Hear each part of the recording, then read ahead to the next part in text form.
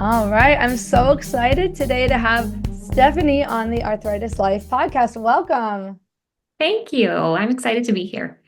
Yay. Can you just get us started by sharing where do you live and what is your relationship to arthritis?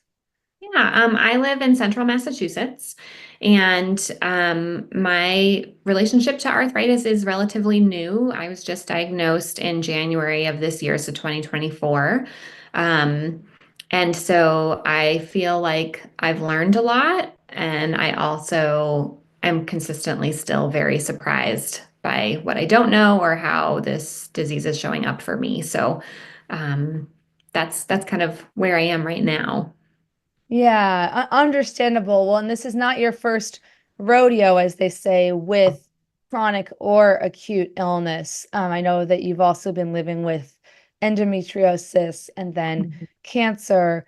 Can you share a little bit about, your diagnoses for all of your conditions? Did you have an easy experience, hard experience? All of that, the saga, as we often say.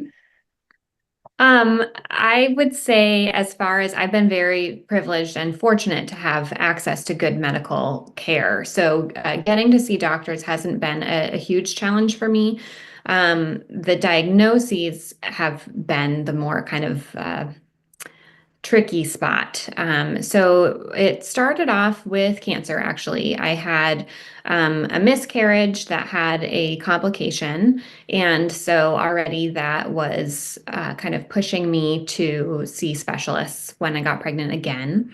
And I had a second miscarriage in the fall of 2020 and found out on some kind of follow-up routine labs that it had been a really rare type of pregnancy. It was a genetic abnormality that was just kind of a fluke. And in a very small percentage of cases, those types of pregnancies form a malignant tumor. And so my doctors were like, well, that's very unlikely, but let's just do another, ultrasound. We'll do a little bit more lab work. And lo and behold, there was the tumor on the lab work.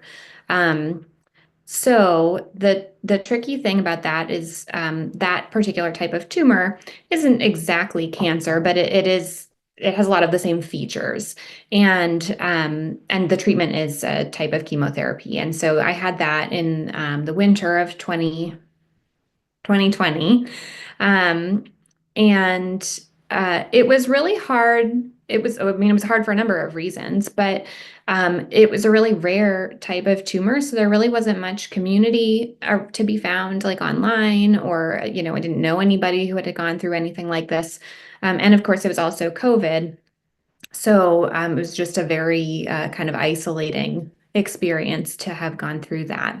I can only imagine. I'm so sorry, especially with getting pregnant and probably the happiness and excitement about, having a pregnancy and then having it turn into this really difficult situation. I'm so sorry you had to go through that during COVID, especially. Oh, So, thank you. yeah. Yeah, it was a lot. I had good some support, but nobody really kind of it's a mashup of all of these really hard things, and I think it's just hard for folks to kind of relate. Um, so I went through chemotherapy, which was very successful. All my tumor markers went down, but about partway through, um, I had chemotherapy for about 3 or 4 months, and about halfway through that, I started to have a lot of pelvic pain. And there was no medical reason, as far as the tumor was concerned, that I should be having pain. It was decreasing, everything was like getting lower. So I got bounced back to my gynecologist, who really didn't think, my oncologist thought maybe endometriosis. My gynecologist thought, not so sure.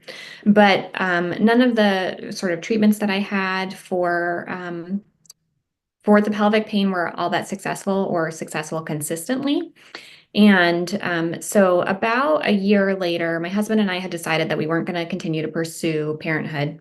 And my doctor offered me to have a laparoscopy to look around and see if endometriosis was there, and also to tie my tubes. Um, and at the same time, it was sort of this kismet, the gynecologist that I had originally been hoping to see, who had been out on maternity leave, came back. And she said, your uterus has been through a lot. It's had a lot of trauma. It's probably related to the pelvic pain. If you're not going to be pursuing pregnancy, it might be better just to do a full hysterectomy. So in the winter of the following year, I had that done, and there was a lot of endometriosis, quite a bit. And looking back now, I think I did have earlier symptoms that always was just, I didn't really complain about them that much. I was sort of under the impression that like this is just normal variation of, having a uterus and a body. But there was a lot of endometriosis. The other thing was that there was still cancer in my uterus. So it was actually really, really important that I had that hysterectomy. They sent that tissue out for additional testing, and that came back as the rarest rare type of gestational tumor. And there's definitely cancer. And it's resistant to chemotherapy. So it makes sense that it hadn't fully been gone as a result of the medication that I had. And so now for that, I just have follow-ups. I have regular PET scans and lab work that I do, and that will be watched for a while. But it's such a rare condition that there aren't any guidelines for follow-up. So my doctors are kind of winging it and erring on the side of being conservative and careful, which I appreciate. When I had the hysterectomy, they did take out the endometriosis that they could. And since then, I've continued to have kind of on and off pelvic pain. I do think it had a beneficial impact on my symptoms, but not, it hasn't fully resolved them. Yeah, I'm so sorry. That sounds awful. And just quick definition moment. Do you mind telling the audience, for people who might not know, what is endometriosis? I will do my best. I have to tell you that RA has sort of taken over my Oh yeah. medical lexicon. But endometriosis is when tissue that is similar but not the same as the Yes. tissue of the uterine lining grows in other places. And it can happen anywhere in the body. It's not, it's often, you might find it in the bowels, but it can be all the way up in the chest cavity, kind of all over. And it just wreaks havoc. This tissue cycles similarly to endometrial tissue, so it can fluctuate with your cycle. And the way, I don't know if this is like medically accurate or not, but the way that I think of it is it just kind of makes a mess and sticks things together. It starts to attach to all kinds of different organs and parts of your body. And so it can really cause quite a lot of problems and be really, really serious for people who have been diagnosed with it. Yeah, thank you. No, that was what I was gonna Is that say it? too. Okay. I pulled up the WHO definition just because it's something I kept hearing about over time, and I was like, I know it has something to do with the uterus and something to do with, you know, stuff growing where it's not supposed to. But I was like, for a long time, until I didn't know it was so common until I started being more active in the chronic illness community. So I know the main point for today is sharing your rheumatoid arthritis story, but also it's important, I think it's good to share the rest of your health journey, because these conditions aren't always your first experience with navigating the healthcare system. And Mhm. everything exists. I think of that Kamala Harris comment, you exist in the context in that of that which you live and all that came before you. It's like everything's in context. So Mhm. and I'm to anyone listening who's had to make such difficult decisions about, whether or not to try to pursue pregnancy or have a hysterectomy or all that, I'm really sending my love out to anyone who's been through anything similar, and to you, obviously to you as well, because that sounds all just hard. It's Yeah. just hard. Yeah. And then how did, what did you start feeling in terms of the rheumatoid arthritis symptoms? Yeah, well that was kind of a slow burn. So I got this nodule on one of my fingers, and I had broken that finger a little further down on my hand the year before.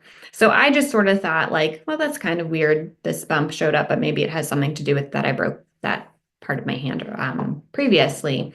And so I didn't really think much of that. And then maybe a few months later, my I noticed that my ring finger was swelling a lot, and I couldn't get my ring over it consistently. And I honestly, I was like, maybe I've just gained some weight. But like in your knuckle, like Yeah. it's infuriating that that is where the brain goes. But Well, you're trying to anyways, make sense of it. We all try. I mean, yeah. I thought I had sprained my finger and just not remembered how I did it, you know? Yeah. I Yeah. mean, You're like, this is strange, but maybe this. yeah, your mind jumps to the most simple explanation. Yeah. Hmm. And I probably wouldn't have done anything about it at all because I wasn't having any other symptoms at that time. But I happened to go in and see my gynecologist for a follow-up for my endo. And she asked, do you have any new symptoms? And I was like, well, actually, this isn't your area, but I'm having this swelling in my hands. And her face just dropped. And she held my hands and looked at them, and she was like, does anyone in your family have rheumatoid arthritis? And I like broke out into a sweat. I was like, I no, no, no one in my family has RA. And that was her concern. So she referred me to rheumatology in the hospital system I was being seen in, but they didn't have any appointments. This was early December of 2023, and they didn't have appointments till April of 2024. And I was like, I can't just sit on this. Like, I'm gonna lose my mind Googling everything about it. So I was able to see a rheumatologist in a different hospital system in January. Um, and he diagnosed me with seronegative RA, and put me on Plaquenil to start. And his sort of, my labs did not show anything really out of the ordinary. Some of the inflammatory markers were a little high, but that was pretty much it. And so he was sort of thinking like this might just be an episodic thing that's going to come and go, and maybe this is not the actual thing, but we'll start there. I had some concerns about his ability to integrate my care with my other conditions, and so I'm also I like to know things. It helps me to have as much knowledge as possible. And so I decided to get a second opinion. I kept the appointment that I had in April with the original rheumatologist, and I went and saw another doctor, and she agreed with the diagnosis. I felt more confident that she could integrate my care, but she was really dismissive of my symptoms. And at that point, my symptom, like I joint pain in my knees, my elbows, my feet, like it all just came along pretty quickly after in the winter of that year. So I really was struggling. I felt like I was struggling, and she was saying, like, well, your symptoms aren't that bad. So we'll just keep you on the Plaquenil. And I was like, not that bad for who? Like, this is Yeah. bad for me. I'm not functioning very well. I'm Um, so sorry. Oh, and why don't we just very quickly deviate to say, tell the audience what is it that you do for a living? Oh, yeah. I work with dogs. I'm a dog behaviorist, Yes. and I work with dogs that tend to have challenges. So, dogs that might have separation anxiety or aggression or reactivity, guarding, all that kind of stuff. So, although I work with I can do a lot remotely. Yay, technology. I Mhm. do go out and see clients in person and see dogs, and that I also work as an adjunct faculty at a university here, but that part of my work is pretty physical and demanding, especially in Yeah. cold times of the year. Um, Yeah, yeah, that was my thought too. It's like the determination of how serious the arthritis is dependent on the person's demands of their daily life, like mhm, and whether or not maybe she's feeling these objective quote unquote, measures like the degree of mhm, swelling and stuff like that. doesn't, even if that's not as high, if it's affecting your life, that's still a huge concern, so Yeah. anyway, that's not one of my little soapboxes. So, but that's, I Yeah. think it's important for people to understand. That's why it's a horrible feeling to feel dismissed by a health professional. Yeah. So I'm sorry I went through that. Okay, continue. Thank you. Well, I was just going to say I had sought second opinions for other some of my other issues and had equally upsetting doctors. So this wasn't the first go around with this, but I was pretty upset. Um, I felt like my experiences were being diminished, or maybe compared to people who did have, a pretty severe impact of their condition. Um, so I sort of took from that, okay, well, at least now two rheumatologists have agreed on this diagnosis. So I'm feeling pretty confident that RA is what I'm dealing with, but I just now need to find the right provider. And in the Boston area, we have a lot of providers. So I asked around. I had a few people I knew who had rheumatic diseases, and one good friend referred me to her rheumatologist. So I went and got a third opinion. And this doctor was fantastic. She really took her time with me. She looked at all of my joints, which the other doctors had not. She had me demonstrate the type of movements I do in my work.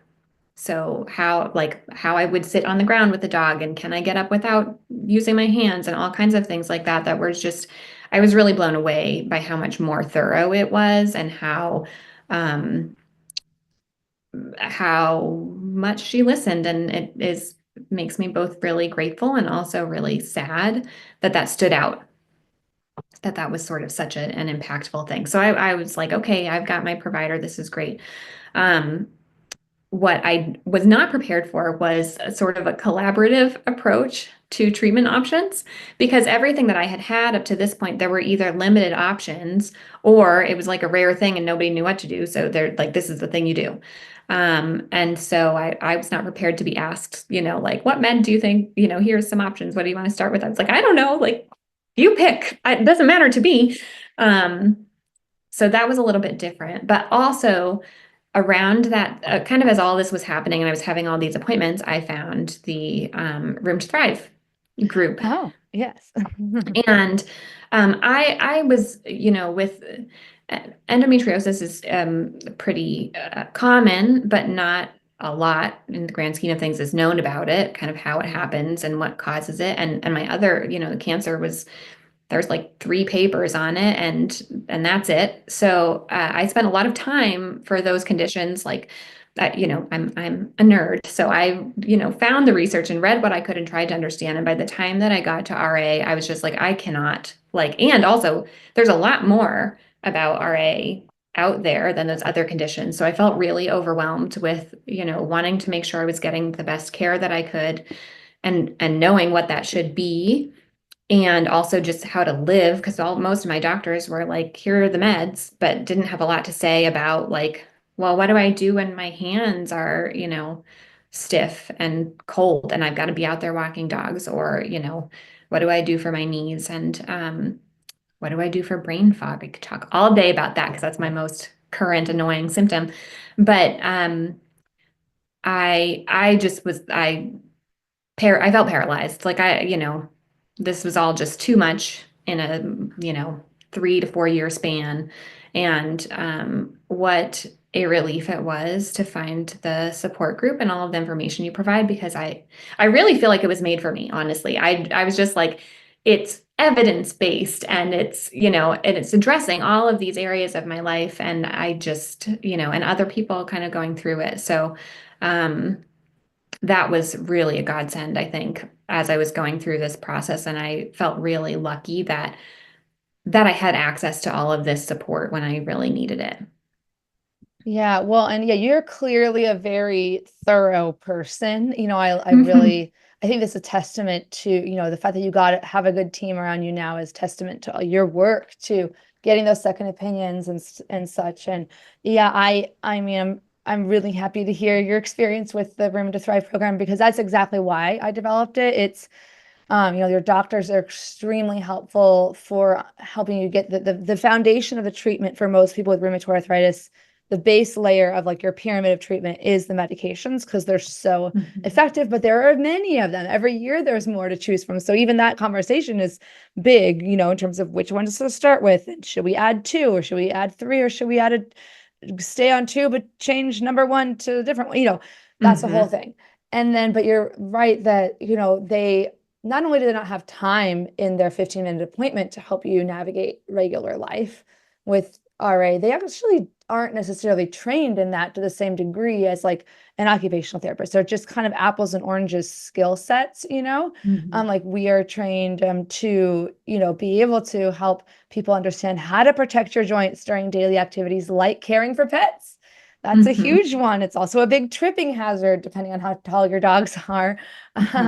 And you know, how to understand what are the tools at your disposal if you're experiencing symptoms, you know, beyond the medications. Those medications typically aren't fast acting. So yeah, what can you do if your hands are stiff? So anyway, you know, that's why I was blown away when I was first kind of developing my own program. I was like, well, let me look at other similar programs and see like where can I like improve upon, you know, don't recreate the wheel, improve upon what's already done. And I'm like, wait, no one's doing this. Like I couldn't find a single program that was specific to, it's called self-management in the OT world or in the healthcare world, public health. It's, you know, they're doing it for like generic chronic illness self-management programs. There are, and I don't say generic as like a pejorative, like there are things that are the same, whether you're coping with diabetes, rheumatoid arthritis, you know, other chronic heart disease, chronic conditions. There are evidence-based programs out there for that general, but they're not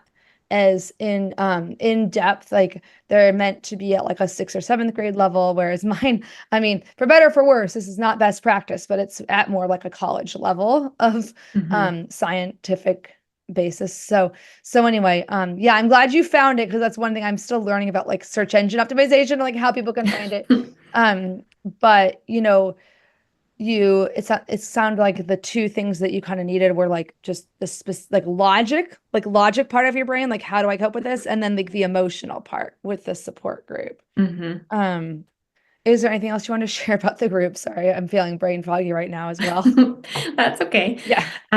No, the group has been wonderful. I will say that my husband has ulcerative colitis and has Right. for a few decades now, and he has been fantastic. And honestly, I have felt like, oh, I get it now. You know, like all the things that he's sort of been through. So he was a really fantastic support. But some things are different, like you said. And so, in terms of the support group, I think I encountered it when I was still going through diagnosis and figuring out treatment options. And so it was really helpful to get a sense of like what medications other people had tried, like what kind of came up first, um, and what kind of process it was for them in terms of waiting for things to work. And I think that everything, you know, I feel like even if it's not relevant right now, it still gets in there. So like this fall, I started, or the late summer, I started Remicade, and I like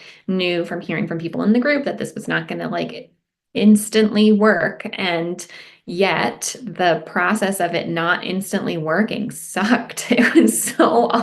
awful, but it was nice at least to remember like this is not forever. This, you know, there will come a time when we know if it's working or not and can make a change or keep going. And a lot of that I think was from the group kind of getting through some of those really tough um, times in terms of like the medication transitions. And also just, you know, I have wonderful, wonderful supportive friends. And I have been through a lot of medical stuff. So I felt like, okay, everybody's like gone through this with me before. So like surely nobody's going to say the wrong thing or not really support me in the way that I need right now. And for the most part with my close friends, that didn't happen. But you know, you don't look sick. And all the other things came up for me one by one. And so it was really nice to hear from the group about how they managed that, kind of how they got through it, when they said something, when they didn't say something. And you know, just I think there's something really heartening or supportive, I guess, of being around a group of people who like get it and they've been there. That makes a lot of sense. And yeah, I mean, I think a lot of us, people who have these chronic conditions, will even say things like, oh, well, everyone like knows what to do if someone has cancer, or there's like a social script for that. I know it's Mhm. not that, and then they'll say, well, it's not the same for invisible illness or chronic illness. I know it's not that simple because people still don't know what to say to someone with cancer. Mhm. But I remember now tell me if I'm wrong, that you saying something about like that it was surprisingly difficult to cope with rheumatoid arthritis versus cancer, right? It for me, it definitely was. I think mostly because my cancer treatment was relatively non-invasive.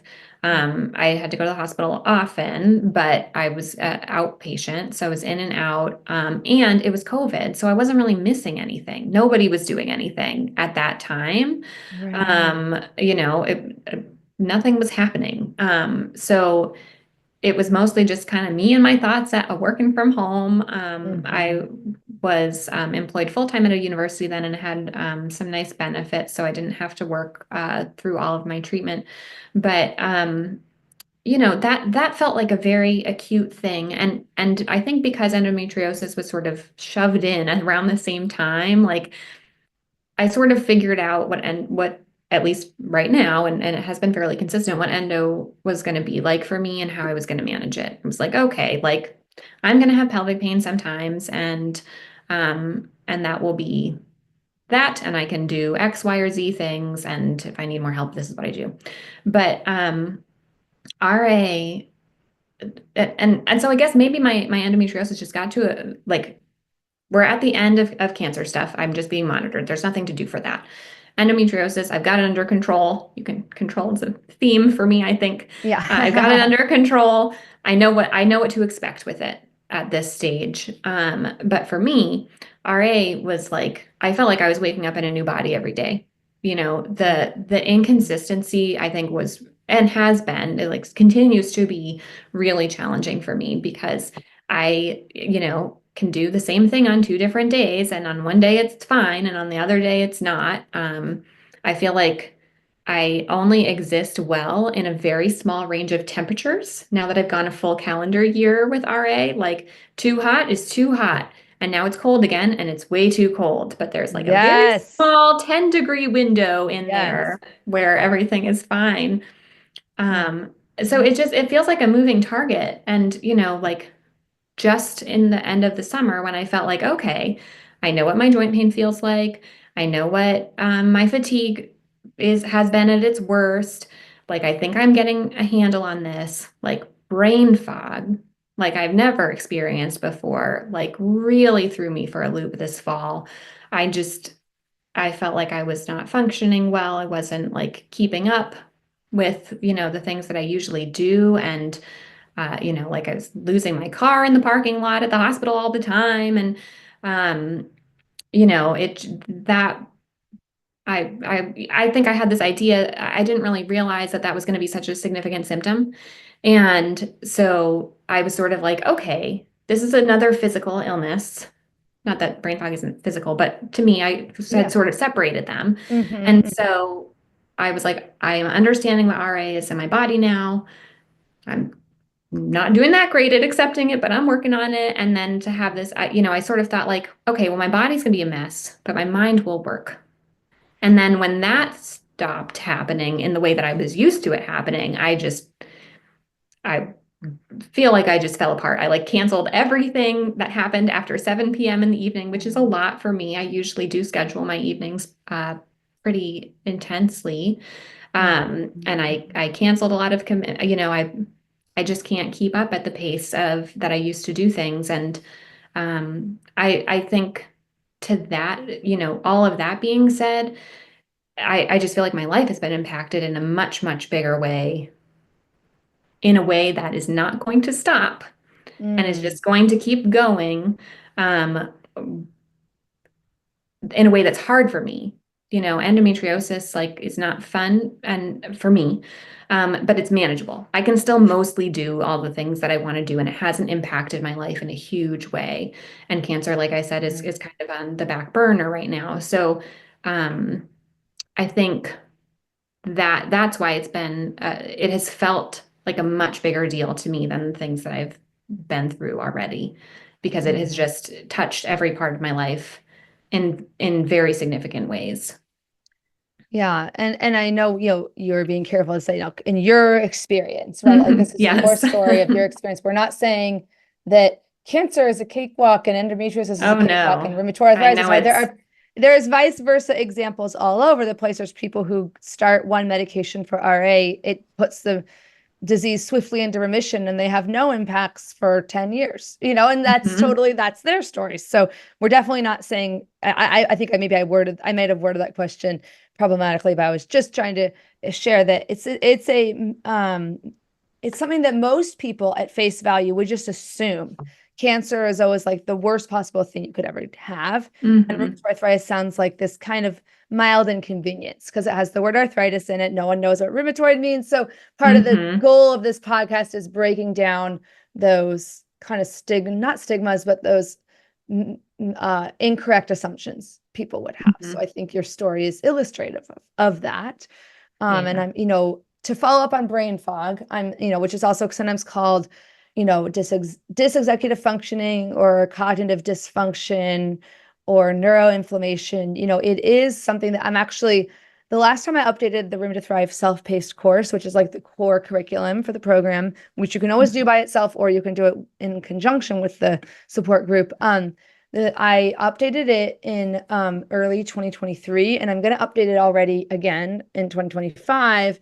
because I really well, there's first a couple of things, like amazingly, certain links are already out of date, but also I Oh want my to gosh. be, yeah, I know, isn't that? Um, but Goes so just fast. links, like the information is not necessarily out of date, just the links. There's also Mhm. been some more really great resources that have come out, like the Mm. 2024 or 2023 guidelines for fatigue from the European League Against Rheumatism. Those weren't out when I made the course yet. They came out later that year. So things like that. And I kind of am keeping a running tally of what I want to add. And I want to add a bigger focus on brain fog in the Mhm. tools for pain and fatigue section. I'm going to be like tools for pain and fatigue, etc. Like, and then add Mhm. brain fog. Yeah. I mean, for better or for worse, it's a lot of the tools for fatigue are the same as the tools for brain fog in terms of the remedial strategies, things like improving your sleep, exercising, lifestyle variables that can help improve your fatigue and brain fog levels. But brain fog is the least understood aspect of these Mhm. conditions. It's unclear why sometimes the medications work so well on all of your symptoms, and other times they work really well for the joint pain, but not the brain fog and fatigue. Mhm. What does brain fog, we can just keep calling it that. What does it feel like to how does it show up? You mentioned like losing your car in the parking Mhm. lot. What are some other examples, if you don't mind? Yeah, no, I'm happy to. I will say that I started calling it cognitive dysfunction because I was getting a lot of like, oh yes, I also have brain fog because I stayed up too late. And I was like, no, no. Yeah, Like yeah. I get it, but I'm talking about something that's been a lot more pervasive. Um, I think ways that it has come up, what most scared me when it first started happening was I was forgetting conversations that I had had. So someone would say to me, like, we talked about that like a half hour ago, or, we definitely, like, I asked you that already, or, those sorts of things that was, that was alarming to me because like I don't claim to remember things very well. But something that had just happened, seemed a little unusual. Um, I'd walk into a room and forget what I was there for, but like much more frequently than would had ever happened to me before. Um, I would get confused when I was asked questions and like be a lot more rambly in my like discussions of things. I felt like I wasn't maintaining the thread. And actually, I noticed this recently. So I'm in this lovely a group of dog trainers, and we give each other feedback sometimes on our coaching skills. And so we have to submit little videos of ourselves coaching a client, and then everybody gives feedback, and it's very lovely and helpful. And I've been doing this for a little while now, and so it was my turn to submit my video again, and I was looking through client videos to see what I wanted to submit, and I was really struck by how many more ums and ands and pauses and like thinking through things as I was saying them, but then going back. Like it just, it was not sort of the fluency of coaching that I consider that I do and that I have seen myself do from these other video samples. So um that was sort of jarring. And I appreciated that you said, I think in the last support group meeting when I was being upset about this, like my like 75% or 80% is still probably quite good. Like I don't think I was doing a poor job, but this is just not the the way I'm used to functioning. And I haven't lost any clients from this. It's probably not as big a deal as it feels like to me. Um, but those are the sorts of things that have come up. And for me, because I love data and I love keeping track of things, I kept a really thorough symptom log that I brought to my rheumatologist maybe a month ago now to talk about brain fog. And she had said what you just said, which was fatigue is often related and how well am I sleeping? And so we're exploring sleep. Unfortunately, I'm not sleeping that well. I used to sleep very well. And she said, well, how much caffeine are you taking in? And I was like, I'm fine. I have no problems. Nope, I'm good. We don't need to alter my caffeine intake. But of Yeah. course we have. Oh, Um, I don't think it's making an appreciable difference, but you know, yeah. It helps to have. exploring.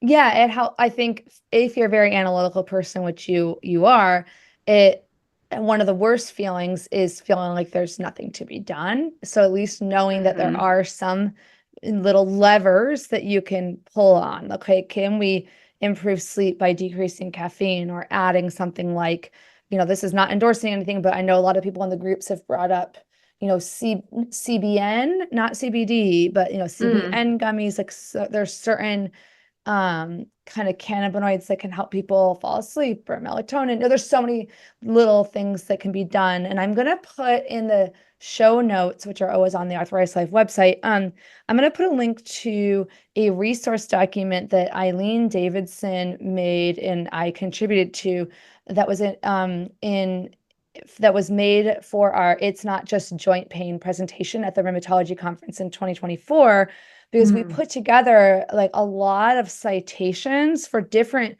peer-reviewed randomized controlled trial, journal articles on each of these non-joint or extra-articular symptoms, mhm. fatigue, brain fog / cognitive dysfunction. And so it's for anyone who's skeptical, because a lot of doctors, and I've heard rheumatologists say this, oh, well, if it's really that severe, it's probably not just from the RA. It's probably from something else, which that's Mm. always a possibility that there's something else going on, right? There could be, Yeah. yeah, to a hammer, everything's a nail. Not everything that you're Mm, experiencing if is potentially just rheumatoid arthritis, but there are many, many randomized controlled trials where they'll show that the people with, well, you can't randomize people to have rheumatoid arthritis, but they'll show that people with rheumatoid arthritis do experience cognitive dysfunction at a higher rate than the general population. And then they had subjected people in a couple of these studies to like um, different conditions. So the randomized control trials would be for like exercise. One had an mm, exercise intervention, the other group didn't.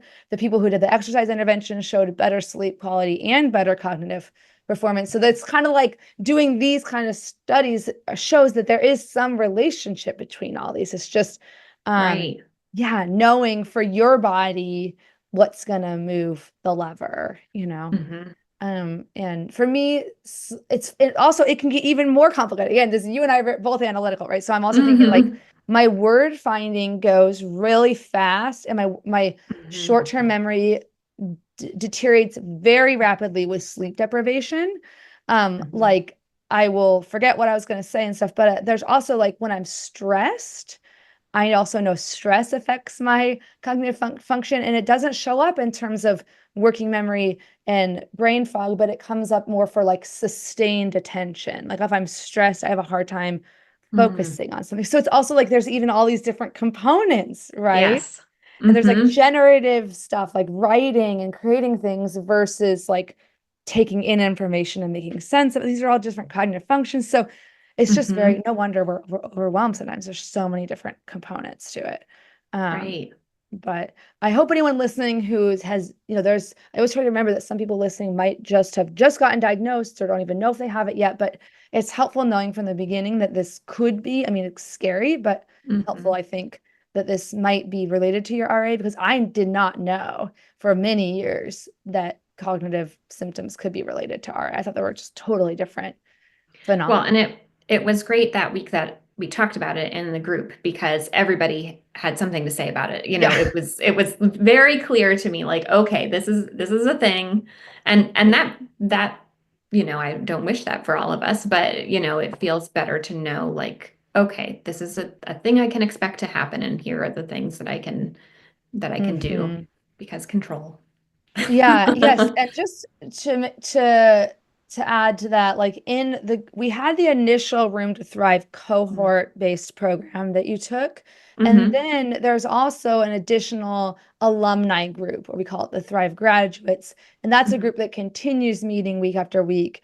And it changes over time because, certain people come in, they come out from the initial cohort. The initial one, you stay Hmm. with the same group of, 8 to 10 people, and then the graduates group is we get up to 20 people in the meeting sometimes. And I will say it's such a common phenomenon in either of the groups, the alumni or the newbies. I call them the newbies, or the regular, the initial Room to Thrive cohort. It's a common experience. People will say, well, this is probably a weird, or no one else probably has this, but, and they'll say what the thing is, and everyone's like, oh no, I have that too. There we So go. that's a great thing about being in a group setting, is realizing it's very rare that you're the only one. I mean, there are a couple of times when people have had things like, actually, honestly, the one that comes to mind is like a really inappropriate thing that happened to them with their provider being inappropriate to them, and they're Oh, like, is this goodness. normal? And we were all like, no, this No. is not. So it's also good to have that, group to bounce things off of. Hmm. And another thing that comes up a lot in our groups that I didn't like structure them this way when I started it in 2020, but is this whole idea of like discussing ableism and exploring like our identities, and Hmm. how, um realizing that you might have, your own internalized ableism, or ableism is prejudice against people with disabilities or health Hmm. conditions. And I know that was something you said that you wanted to maybe explore a little bit today, or share. Like, how has your journey been with your identity and confronting ableism? I think that I wanted to bring it up because it was just even now I think it's hard for me to consider myself as someone with a disability or a disabled person. And but I should preface this by saying that in some of my work with dog training, I work with a really lovely organization that helps people train their own service dogs. And I got accepted into this program in the fall of 2023. And our first session that we had, it was like a self-paced online course. And then we had a bunch of workshops to kind of get certified to work with their teams and help people train their dogs. And the very first workshop was the day after I got my diagnosis. And I mean, they were wonderful. It was I can't speak highly enough about this group, but um, we spent the whole, it was like an 8-hour online workshop day talking about like, what is disability to you? And how does ableism show up? And I had joined this program thinking that I was going to be learning about this so that I could best serve and work with disabled people and people who have illnesses and a need for a service dog. And I just couldn't help but sit there and be like, oh. I fall into that now, and it just changed sort of the whole experience of it for me. And more recently, another tool aside from the Room to Thrive group that has been helpful has been one-on-one therapy. And I was talking with my therapist about someone who was not really supporting me in the way that I wished would happen. And she asked me, like, do you think this person like understands that you're disabled? And I had sort of tucked that away. And it was I was like, I don't even know if I think of myself that way. So I just can't, I felt like I couldn't blame this person for not, but it's I don't really have any answers. It's just been something that's been kind of in the back of my mind as I've been learning more and as I've been impacted in different ways. Um, that that that yeah, this is, this is a disability. And so what does it mean for how I go about my own life and my own experiences and the people, that I'll be supporting through this program. And even like my husband, who, has had this chronic illness for a really long time. It's pushed me to want to explore that more and to learn that more because I'm certain that there is internalized ableism everywhere, Yeah. that that I need to work on. Well, yeah, and I so feel similar to you in terms of like it's a process. It's an ongoing process. And I think there are many different ways to draw a line in the sand between what you consider able-bodied and then disabled, but really it's such a spectrum, right? I'm much Mhm. more able-bodied than many people, and I'm much more disabled than many people. We're in kind of that quote unquote messy middle, right? And Mhm. there's ways, you can that so it's often in occupational therapy school, I remember them one of the teachers defining, something is considered a disability if it substantially impairs your ability to function in your daily life. And I could say that there definitely have been years at a time where rheumatoid arthritis didn't substantially impair me, and there are years and months and days that it certainly did. So how do you Mhm. people like I don't want to say us, because, but since I know you, I can say people like us Yeah. who have a hard time with who want to have control and want the world to make sense and want to be able to put things in categories and boxes and you know um Mhm. like that is a really like how do you cope with that? You said earlier inconsistency or unpredictability of how do you wrap your mind around an identity if that whole identity is going to fluctuate, you know? Mhm.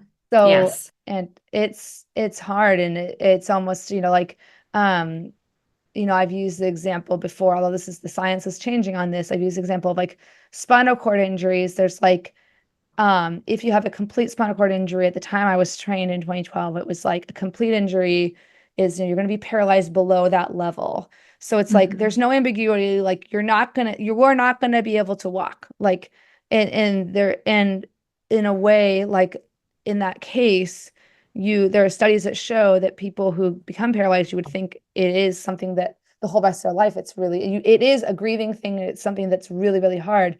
But interestingly, they sort of do studies of people who've been paralyzed and people who are lottery winners, like things that you would expect would monumentally and permanently change your set point of happiness. It's like Mhm. after a year, everyone gets back to their regular happiness set point. Huh. No, so sorry, I just went off on like that Yeah. isn't even related to like unpredictability.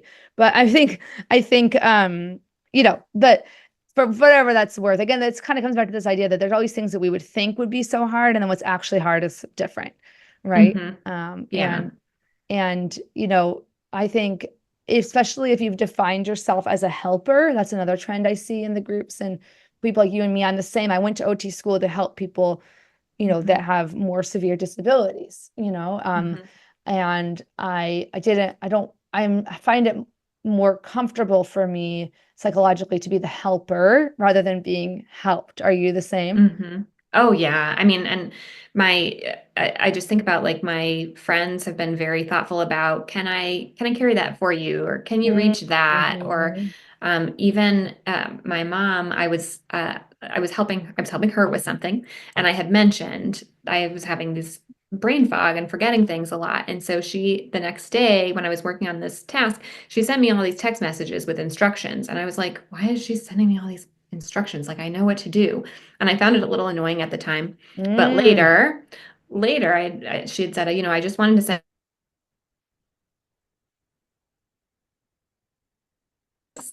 That was so lovely. That was Oh, wait, so. can you repeat that last sentence because you froze for just a second? Oh, Sorry. yes. So she had sent me all these text messages, which I found a little irritating because I felt I knew the task, I knew what I was supposed to do. And later I was talking to her and she said, I sent you the instructions written down because you mentioned you were having trouble remembering things and having brain fog. And I was like, oh, that was so nice. Like that was just very, very sweet. And um, but it is hard for me to be on the receiving end of that kind of help. That's not kind of I haven't really been in that place before. Yeah, Um, it's and very it humbling. it is, and I don't know if you know. Uh, I mean, maybe it's just one of those things that's going to take time. But I think even a year into this, like my Remicade is starting to work now, Mm. and I'm seeing some nice impacts from that. And so I'm like, I don't think this logically, but I feel myself slipping into this like I'm cured, so I'm going to resume all my Mm. activities the way that I used to, and that's, obviously not the case. And I'm Right. catching myself with that more, but I think that to me feels a lot like this sort of internalized ableism bit of like I'm I'm I'm not I am able. I'm well. This is like a temporary thing. And Hmm. it kind of sneaks in there, I feel like. Yeah, and I think there's kind of two different buckets. There's one in thinking that on the one hand, anyone who's experienced a health condition, it's like you would, if I'm given the door number one, door number one is like my medications work and I have less symptoms, and door number two is like my medications don't work and I have more symptoms, like I'm going to take door number one. Like it's just Hmm. a more physically and mentally comfortable existence, right? But so there's Yeah. like, if there's something wrong or ableist about preferring not to have pain. Mm. I believe, that's a very Hmm. human thing, right? On the Yeah, that other makes hand, sense. there's assuming or pressuring yourself to have that hero's journey and cure it or get rid of it, and operating under that assumption that the only way to have a good full life is by it going away and that the disability is the problem, Hmm. in all ways. And I think that's the more ableist way, in my opinion. And again, this I is, uh, yeah. I love that you clarified that because I think that that's exactly how I feel. And if you asked me to apply that to anybody else, I would say, well, no, of course not. Yeah, Like, yeah, no. But the experience of living it has been, yeah, I'm learning a lot. yeah. Yeah, you're like, thank you for these lessons. Like, Mhm. so glad. Yeah, there's my friend Paul likes to quote this like old Japanese curse called like it just says like may you lead an interesting life. They consider it like a curse, you know what I mean?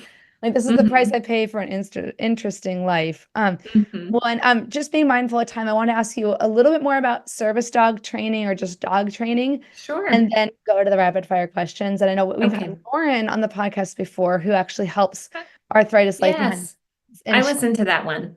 oh, good. Yeah, she does Mhm. from dog training. Her episodes from dog training to occupational therapy, Lauren's ankylosing spondylitis journey. Mhm. So she talked a little bit about that. But is there anything that, I get asked about, tips for dog ownership when you have a chronic pain Mhm. condition? Is there anything you want to share in terms of the tips, or also just in general, like your experience with the power. I've had my first dog. He's 5 now, and it's been amazing. So I'm also just like, we can just talk about dogs too, because that's fun. Mhm. Oh, I could all day. I would be Yeah. more than happy. Also, he's a Cavalier King Charles. Yes, That's like sweetest one of my thing. dream breeds. They're so lovely. If only Massachusetts was closer to Seattle. I know. I know. Got to meet him someday. He's so sweet. Okay. But yes, your experience. Um, the as far as like living with a dog and having arthritis. I think I'm sort of picking up things as I go, and that podcast has actually gave me some good ideas. I think a hands-free leash has been a game changer for me. There's so many different kinds out there, but I'm out walking a lot.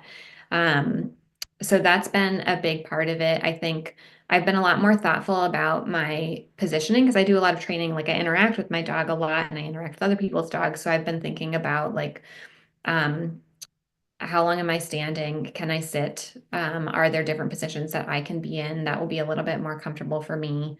I am now that it's winter again, I am thinking about like gloves and hand warmers and ways that I deliver treats. Listeners won't be able to see this, but I often will deliver treats in a pinched between like my pointer and my thumb, and now I do a lot more in my palm because I have I more do pain in my too. hands than in Yeah, my yeah. wrists, so it's easier for me to do that. So those have been sort of little things that I've picked up along the way. Um, as far as sort of like the service dog stuff, I think this organization that I've been working with is Atlas Assistance Dogs. And one of the things that I love, love, love about them is they are accessing a service dog for someone who needs it can be really challenging. There are a lot of like strict medical criteria sometimes. The wait lists are very, very long. And so they are trying to make service dogs more accessible by helping people who have an appropriate dog to train that dog and at a really low cost. I think there's definitely there's a lot of people out there who want to be able to bring their dogs everywhere and who would benefit from a service dog, but maybe their dog isn't the right fit. So they do a really nice job of balancing, trying to help anybody who would benefit from having a service dog to train their dog to do that, as long as their dog is appropriate for it. And I think that is something that I have not seen a lot of in the service dog space. And so I just love seeing an organization that's really living their values. And um, I am a certified facilitator, so I can work with their teams to help. But I am going through a service dog training certification so that I could more formally help people train service dogs. So that's something kind of up and coming. I'm really excited about it. I think um, it's been really humbling. It's been really an honor to get to work with all of these incredible people and their incredible dogs. And so it's been a big joy for me and not an area when I started out that I thought I'd have such a connection with, but something that feels really Yeah. meaningful now, more so.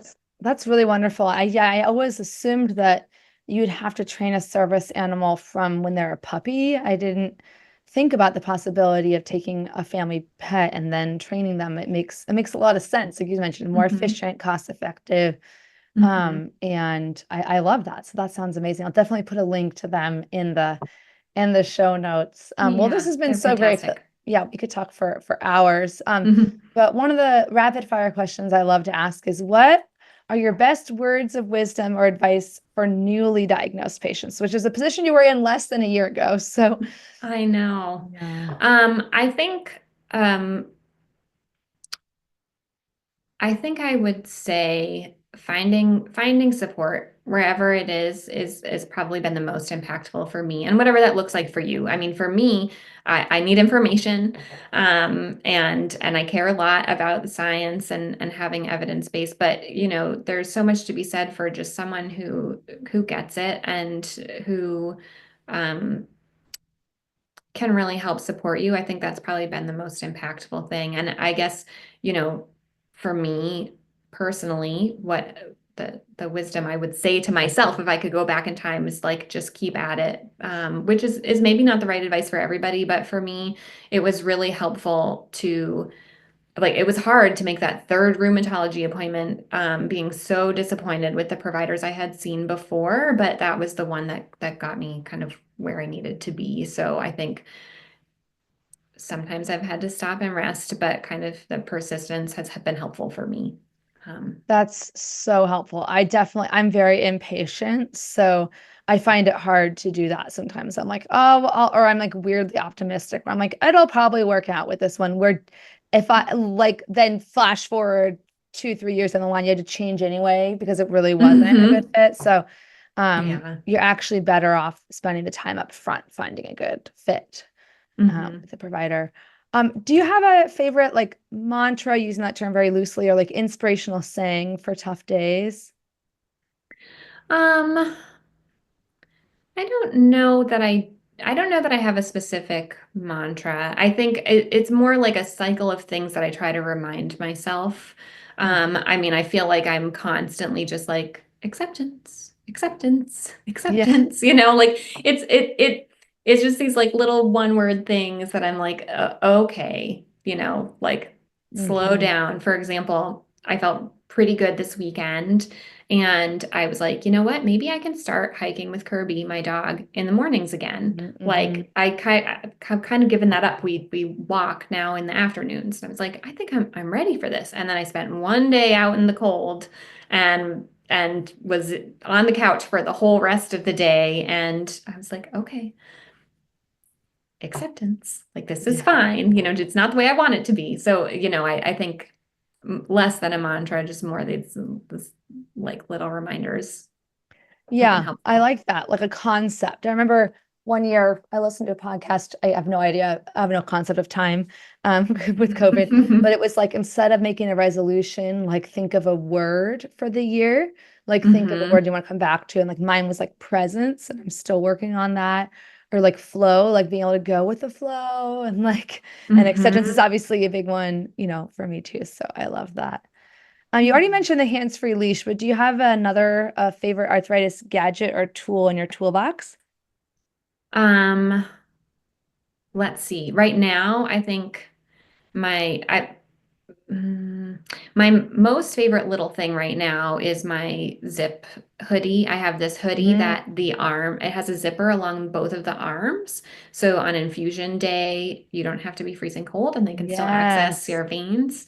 So that has been a good one, but I will say that this has been another plug for the group. I feel like anytime I'm like, oh, I need something for this, I've been able to go and search my emails because you always put the links in there for Oh things yeah. people talk about or recommend, and I always find something. Like that's how I found my compression gloves.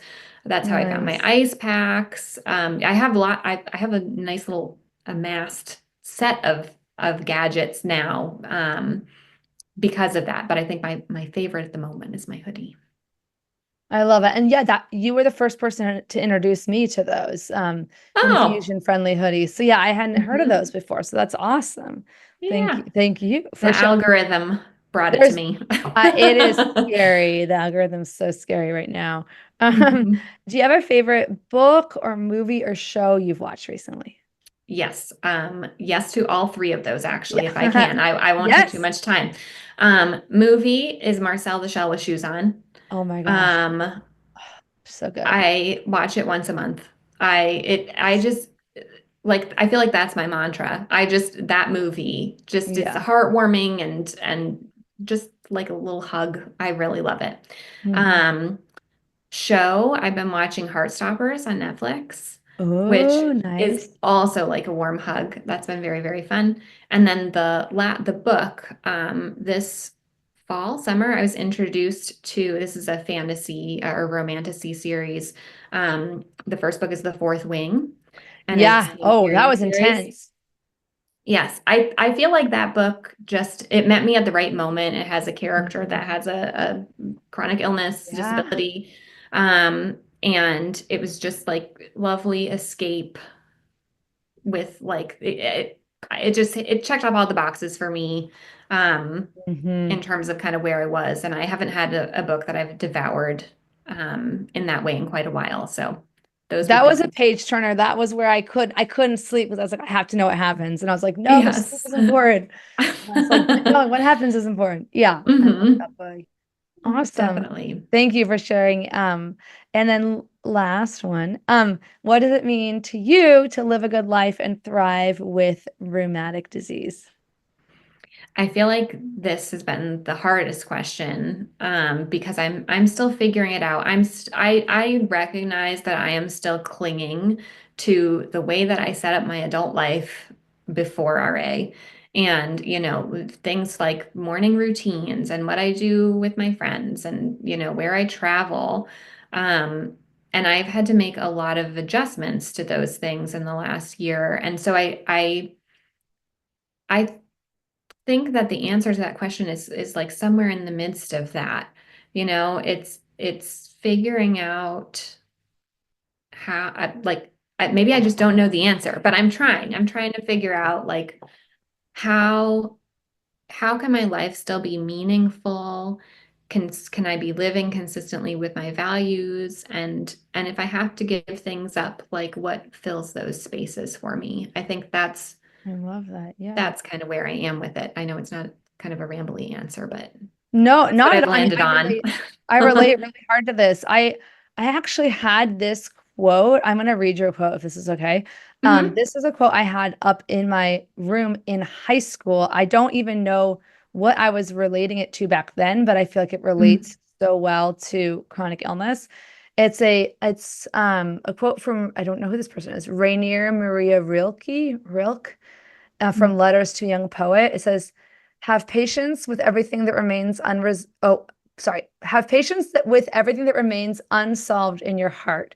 Try to love the questions themselves, like locked rooms and like books written in a foreign language. Do not now look for the answers. They cannot be given to you now because you could not live them. It is a question of experiencing everything. At present, you need to live the question. Perhaps you will gradually, without even noticing it, find yourself experiencing the answer on some distant day."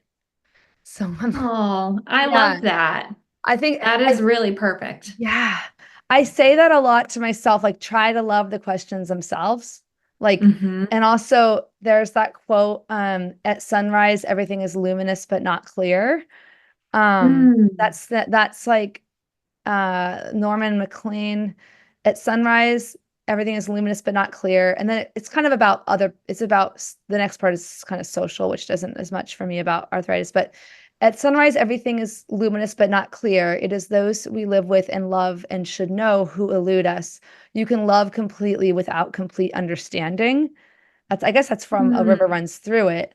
But that one I kind of repeat just the first and last sentence. Like at sunrise, everything is luminous but not clear. You can love completely without complete understanding. Because it's like, I don't understand Yeah. what's happening in my body right now, but can I Yeah. still love it, you know? Yes, that feels So, like that's the answer, yeah. you know? Yes. I can kind of hear my therapist kind of saying in my head, saying something like, that understand that is going to be a part of you and that wants things to be predictable and wants things to be the way they were, and Hmm. that's understandable, but also that living a good life is being able to be flexible and adapt to the present moment. And Hmm. again, you might maybe within another month, like Remicade will put you into a full remission, and then you'll have a period where you're living quote unquote your old life, and that's totally, great too. Hmm. And but like I think nothing's permanent, so learning to go with those ebbs and flows is huge. Yeah. That's I feel like that's been the whole thing, Well, you that's know. the and I definitely think that chronic illness has made me a less rigid person. Like no one who met me in a social context would consider me rigid, but I am rigid and or I tend to be rigid in terms of like this is the plan. I make the plan. I stay with the plan. Mm. Like, and I don't I deviate from the plan. And chronic I illness is am yeah. oh, I was just gonna say I am learning that that is true of myself as well. Yeah. And it's like that's a lot of highly capable people are like that. Mm.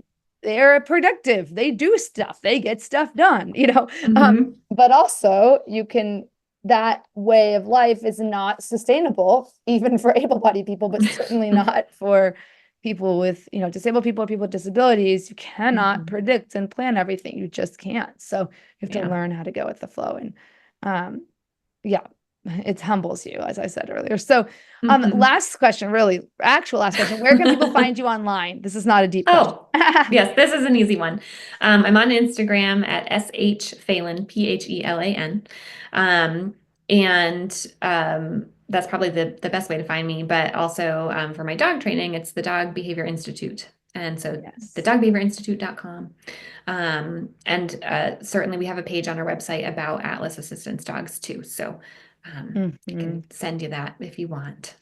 Yeah, and I also you sent me a link to a really great blog post you wrote Oh, Why yes. Disability Pride Month hits differently this year. Hmm. I'm, Yes. yeah, I that's, wrote a little bit about that, the experience of going through their program after just having been diagnosed.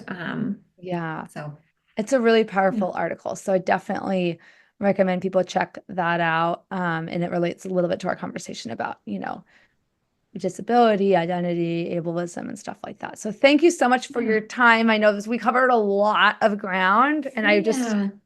am always very grateful to people or for people taking the time to share what's often a very emotional journey, and sharing your vulnerability and your insights. It really helps others feel less alone, including me. So thank you. Oh, thank you. I have gained a lot from hearing other people's stories, and so if I can add a little bit to that, I'm so happy to be able to do it. Now you're part of the Arthritis Life canon, as they say. I That's accept. awesome. Yay! Okay, thanks so much, and we'll catch up with you later. Bye bye for Okay, thank now. you. Bye.